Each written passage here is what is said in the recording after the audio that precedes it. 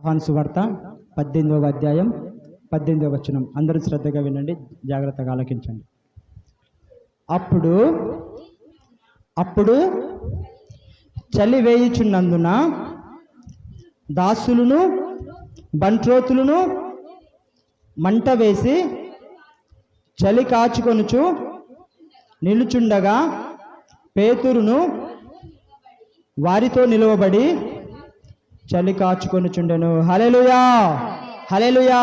ఇది ఏ సందర్భంలో రాయబడ్డదంటే, ఇంతకుముందు కొంచెం మీకు జ్ఞాపకం చేసిన, యేసయ్యని బంధించినప్పుడు, యేసయ్యని బంధించి భయంకరంగా హింసించి ఆ చెరసాలలో దగ్గర ఆ అధిపతుల దగ్గరికి, ఆ నాయకుల దగ్గరికి తీసుకువెళ్ళేటప్పుడు జరిగిన సంఘటన ఈ సంఘటన. ఆ సంఘటనలో పేతురు యేసయ్యని వెంబడించిండు. కొద్ది వరకు యేసయ్యతో పాటు ఆయన బయలుదేరి ఏం చేసినంటే, ఆ తర్వాత నిలబడలేని స్థితి వచ్చినప్పుడు పోయి ఎక్కడ కాచుకుంటే, ఎవరైతే యేసయ్యని బంధించిరో, ఎవరైతే యేసయ్యని పట్టుకురో, ఎవరైతే యేసయ్యని హింసించిరో వారికి చలేసినప్పుడు వారు ఒక మంట వేసుకుంటే ఆ మంట దగ్గరికి వెళ్ళి తను నించున్నాడంట. ఎవరు? పేతురు. హల్లెలూయా. ఎవరు? పేతురు. ఎవరు మంట దగ్గర వెళ్ళి కూర్చున్నాడు?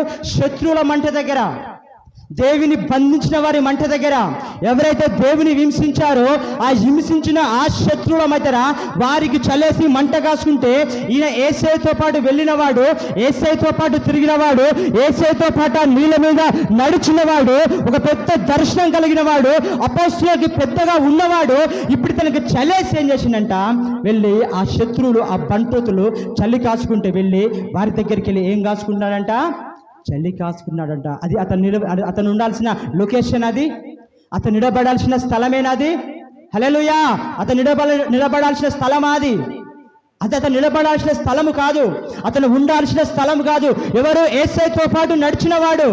యేసయ్య సముద్రం మీద నడిస్తే ఆ సముద్రం మీద నడిచినవాడు, యేసయ్యతో పాటు తిరిగినవాడు, యేసయ్యతో పాటు ఉన్నవాడు, ఆ పెద్ద పెద్ద దర్శనాలు చూసినవాడు, ఆ ప్రత్యక్షతలు పొందుకున్నవాడు ఇప్పుడు పోయి ఎక్కడ నిలబడుతున్నాడంట? శత్రువులు చలి కాసుకుంటే వెళ్ళి ఆ చలి కాసుకుని ఆ స్థలములో నిలబడ్డాడంట. అది అతను నిలబడాల్సిన స్థలమేనది, అతను ఉండాల్సిన స్థలం అది. యేసయ్య ఆ స్థలంలో నిలబడని పేతురుకు చెప్పాడా? చెప్పలేక నిలబడలేని స్థితిలో వెళ్ళి, యేసయ్య కొరకు నిలబడలేని స్థితిలో వెళ్ళి శత్రువులు కాచుకున్నట్టుగా వెళ్ళి ఆ చలిని కాచుకుంటామన్నాడు. ఎందుకంటే దాని లొకేషన్ కాదు, దేవుడు ఆయనకంటూ ఒక లొకేషన్ సెట్ చేసిండు, ఆయనకంటూ ఒక స్థలాన్ని సెట్ చేసిండు. ఆ స్థలాన్ని మర్చిపోయి శత్రువులు కూర్చున్న ఆ స్థలం దగ్గరికి వెళ్ళి చలి కాసుకుండి ఆయన కొరకు నిలబడలేని పరిస్థితి అతనిలోనికి ఎంటర్ అయింది. హల్లెలూయా, హల్లెలూయా, హల్లెలూయా, హల్లెలూయా. కనుక ఆ స్థలంలో నిలబడ్డప్పుడే ఆ ఆశీర్వాదాలు వస్తాయి, ఆ స్థలంలో నిలబడ్డప్పుడే ఆ దీవెనలు వస్తాయి. దేవుడు ఆ స్థలంలో నిలబడమని పేతురుకు చెప్పలే, కానీ పేతురు ఆ స్థలంలో నిలబడ్డప్పుడు అక్కడ అబద్ధమాడే పరిస్థితి వచ్చింది, అబద్ధాలు చెప్పే పరిస్థితి వచ్చింది. ఎప్పుడు వచ్చింది అబద్ధమాడే పరిస్థితి? రాంగ్ స్థలంలో నిలబడ్డప్పుడు, తప్పుడు స్థలంలో నిలబడ్డప్పుడు, శత్రువులు కూర్చున్న ఆ స్థలంలో కూర్చున్నప్పుడు అబద్ధం ఆడవలసిన పరిస్థితి వచ్చింది. ఆ చిన్నది వచ్చి నువ్వు యేసుతో పాటు కూర్చుంది నువ్వే కదా, ఆయనతో పాటు తిరిగింది నువ్వే కదా అంటే ఏమన్నాడు? ఎవరు నువ్వు అని చెప్పేసి గద్దించుండు. అబద్ధం ఆడవలసిన పరిస్థితి ఎప్పుడొచ్చింది? శత్రువు దగ్గర కూర్చున్నప్పుడు. హల్లెలూయా, హల్లెలూయా. కనుక దేవుడు మనకంటూ ఒక స్థలాన్ని ఆయన సెట్ చేసిండు, మనకంటూ ఆయన ఒక స్థలమును సెట్ చేసిండు. కానీ ఎప్పుడైతే శత్రువుతో మనం అంటగట్టబడి ఉంటామో, అపవాది ఎప్పుడైతే మనలో అటాక్ చేస్తుందో అప్పుడు మనం ఏమాడతామంటే అబద్ధం ఆడే పరిస్థితి మనలో వస్తుందని లేఖనాలు మనకు క్లియర్గా బయలుపరుస్తా ఉన్నాయి. హల్లెలూయా, హల్లెలూయా. కానీ ఆ లొకేషన్లో అతనికి ఆశీర్వాదమా?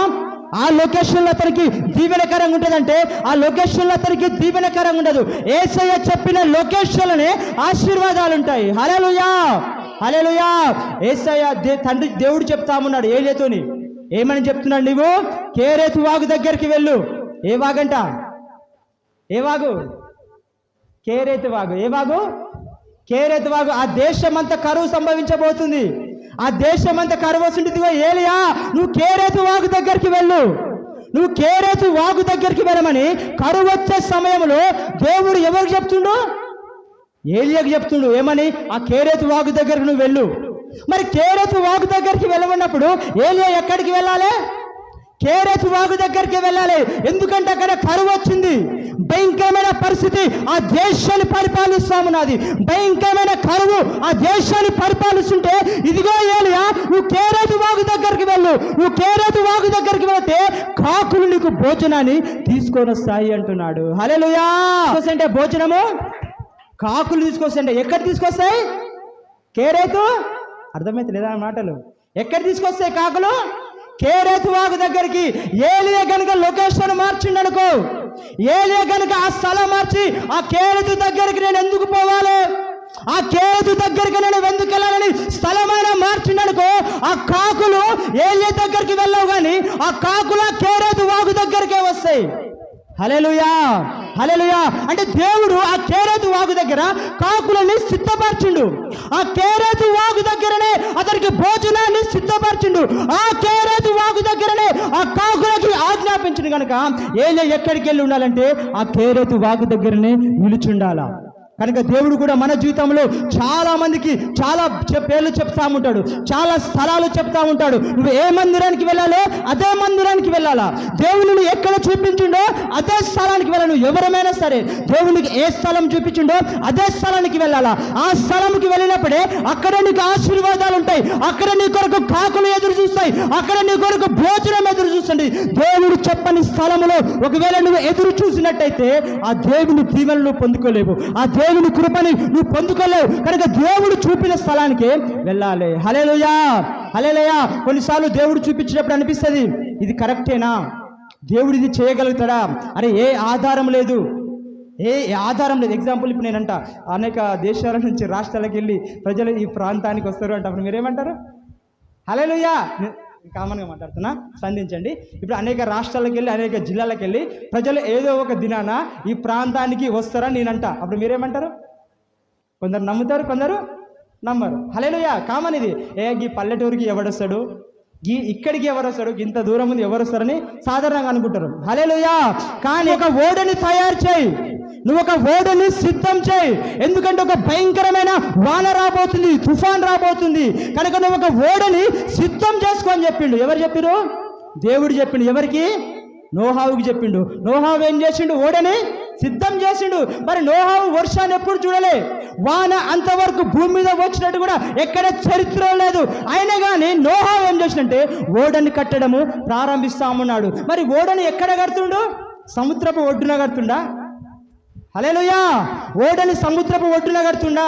సాధారణంగా మనమైతే ఏడా కడతాం? కట్టమంటే వెళ్ళి ఆ చెరువు దగ్గర కడతాం, ఫస్ట్ నీళ్ళు అక్కడ వస్తాయి కదా, అన్ని తన్నుకుంటూ వచ్చి. హల్లెలూయా. సముద్ర ఒడ్డున కడుతుండా? లేకపోతే కొందరు అంటారు మనకు అన్ని బండ్లు ఉన్నాయి వెళ్ళేసి అక్కడ కడదాం. ఏంది అది? నది ఇది ఉంది కదా అక్కడ గుట్టవతల. హల్లెలూయా. అక్కడ వెళ్ళి కడదాం, ఎందుకంటే ఆ డ్యామ్ నిండేసరికి నీళ్ళు ఫుల్ వచ్చి ఓడని తీసుకొని వెళ్తాయని నది ఒడ్డున కడతాం. మనమైతే ఈ విధంగా ప్లాన్ చేస్తాం. కానీ ఇతను నోహావు ఎక్కడ కడుతున్నాడంటే అరణ్యంలో కడుతున్నాడు. ఓడ ఒక అరణ్యంలో కడుతున్నాడు. ఒక సముద్రపు ఒడ్డున కట్టట్లే, సముద్ర తీరంలో కట్టట్లే, సముద్ర ప్రాంతంలో కట్టట్లే. దేవుడు చెప్పిన మాటకు లోబడి ఒక అరణ్యంలో ఓడను కడితే ఒక దినాన భయంకరమైన తుఫాన్ వచ్చి ఆ నీటి వరదలకి ఆ ఓడని తీసుకొని వెళ్ళిపోయింది. హల్లెలూయా, హల్లెలూయా.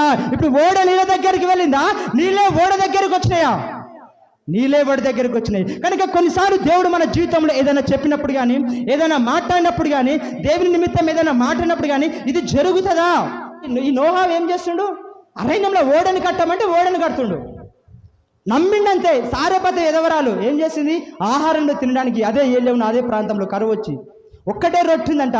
తీసుకెళ్ళి మొదట నాకు ఇవ్వనేసరికి ఇచ్చేసరికి ఏమైంది? విస్తారంగా వచ్చినాయి. హల్లెలూయా. కనుక దేవుని మాట ఏదైనా అది కంపల్సరీ ఆయన చెప్పిందంటే అది జరుగుతుంది అంతే. మనం విశ్వసించాలంతే. మొత్తం మన మీదనే డిపెండ్ అయి ఉంటుంది అది. ఆయన అరణ్యంలో ఎడారిలో ఓడను కడతామన్నాడు ప్రయాసపడి. కొంతవరకు చాలా మంది పిచ్చోడు అనుకున్నారు.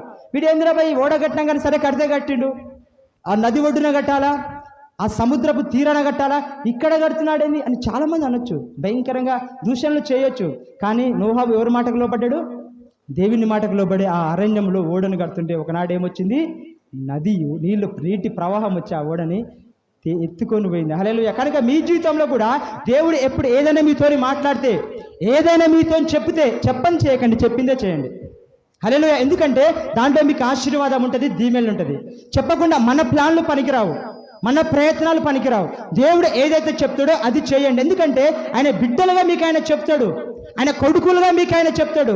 ఇక అక్కడి విశ్వాసంను ఉంచేసి అది నువ్వు ప్రారంభించడం అంటే అల్ల నువ్వు గొప్ప విజయాన్ని నువ్వు పొందుకుంటావు. హల్లెలూయా, హల్లెలూయా. దేవుని నమ్ముకొని ప్రతి ఆదివారం మందిరానికి వచ్చినోడు ఎవరు నష్టపోయినట్టు ఎక్కడ ఉండదు. కానీ మనకి ఆ విశ్వాసం లేక, ఎందుకు చెప్తున్నాడు ఈ మాట, ఇంక 2 రోజులు అయితే పనులు ప్రారంభమవుతాయి కాబట్టి ఎంతమంది వస్తారో ఎంతమంది రారో అర్థం కాదు. హల్లెలూయా. కనుక ఎన్ని పనులున్నా ఆయన కోసం ఆదివారం రండి, ఆయన కోసం సమయాన్ని కేటాయించండి. హల్లెలూయా, హల్లెలూయా. కనుక ఇతను ఎక్కడ వెయిట్ చేస్తుండే? ఏలియా వెళ్ళి కేరేతు బావి దగ్గర ఎదురు చూస్తుండు. ఈ కేరేతు బావి దగ్గర ఎదురు చూస్తే కాకులు భోజనం తీసుకుని ఎక్కడికి వచ్చినాయి? కేరేతు వాగు దగ్గరికే వచ్చినాయి. ఒకవేళ ఏలియా ప్రాంతం లేడనుకో, ఈ కేరేతు వాగు దగ్గర ఎందుకు? ఈ వాగు దగ్గర ఉంటా ఏదైనా పర్వతం ఒకటే కదా అనుకొని అక్కడి నుంచి ఉంటే కాకులు అక్కడికి వెళ్ళాయా? వేలిని ఎత్తుకుంటూ వెళ్ళాయా? ఎందుకంటే అది ఒక లొకేషన్. దేవుడు ఒక లొకేషన్ సెట్ చేసిండు. దేవుడు ఒక స్థలాన్ని సెట్ చేసి భోజన నిమిత్తం ఒక స్థలాన్ని అక్కడ సెట్ చేసిండు. కనుక అక్కడికి మాత్రమే ఏలియా వెళ్ళి ఎదురు చూడాలా. అక్కడికి వెళ్ళి ఎదురు చూసినప్పుడే అక్కడనే తనకి ఏం దొరుకుతుంది? భోజనము దొరుకుతుంది. హల్లెలూయా, హల్లెలూయా, హల్లెలూయా. బైబిల్